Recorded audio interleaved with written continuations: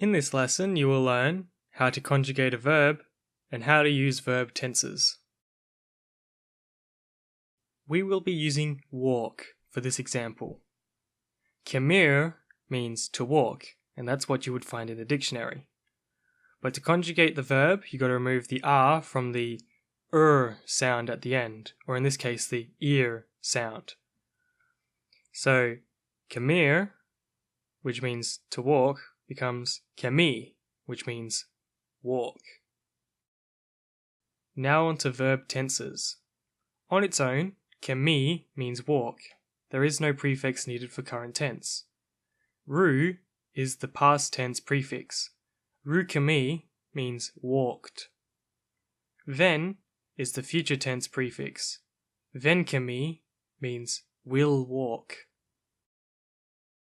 Here's some examples. Ni kami means I walk.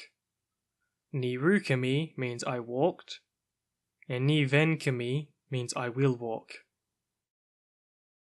Here's an extra little lesson.